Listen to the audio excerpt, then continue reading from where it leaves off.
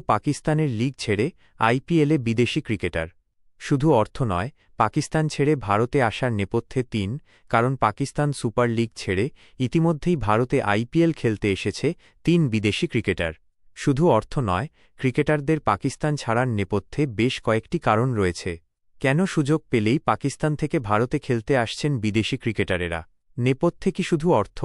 Pakistan super league PSL ছেড়ে ইতিমধ্যেই ভারতে আইপিএল খেলতে এসেছেন ৩ বিদেশি ক্রিকেটার। তাঁদের মধ্যে একজন কম টাকাতেও খেলতে এসেছেন। অর্থাৎ শুধু অর্থ নয়, ক্রিকেটারদের পাকিস্তান ছাড়ার নেপথ্যে বেশ কয়েকটি কারণ রয়েছে।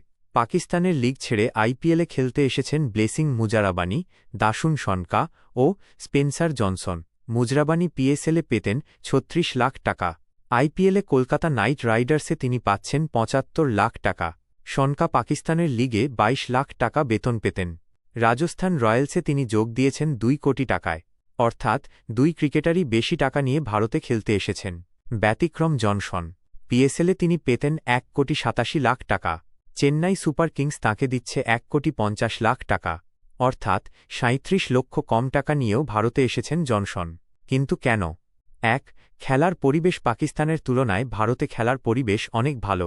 এখানকার মাঠ, পরিকাঠামো, থাকা খাওয়া, অনুশীলন সবকিছুই পাকিস্তানের থেকে ভালো। প্রতি ম্যাচে দর্শকেরা মাঠ ভরান। গোটা ভারত জুড়ে খেলার সুযোগ পান ক্রিকেটারেরা। সেই পরিবেশ পাকিস্তানে নেই। ২. সাজঘরে তারকার সমারোহ। আইপিএলের প্রতিটি দলেই বিশ্বের সেরা ক্রিকেটারেরা খেলেন। তালিকায় যেমন ভারতীয় তারকারা রয়েছেন, তেমনি বিদেশ থেকে আসা সেরারা রয়েছেন। সাজঘরে তাঁদের থেকে অনেক কিছু শেখা যায়। সেখানে পিএসএলে সাধারণত টি-20তে ব্রাত্য ক্রিকেটারদের খেলতে দেখা যায়। ফলে আইপিএলের আকর্ষণ বেশি। ৩. বর্তমান যুদ্ধ পরিস্থিতি। পশ্চিম এশিয়ায় যুদ্ধের কারণে পাকিস্তানে জ্বালানির সংকট তৈরি হয়েছে। ফলে ৬ শহরের বদলে মাত্র ২ শহরে হবে প্রতিযোগিতা। দর্শকশূন্য স্টেডিয়ামে খেলা হবে। পাশাপাশি এক জঙ্গি সংগঠন বিদেশি ক্রিকেটারদের হুমকি দিয়েছে তারা যেন খেলতে না যান।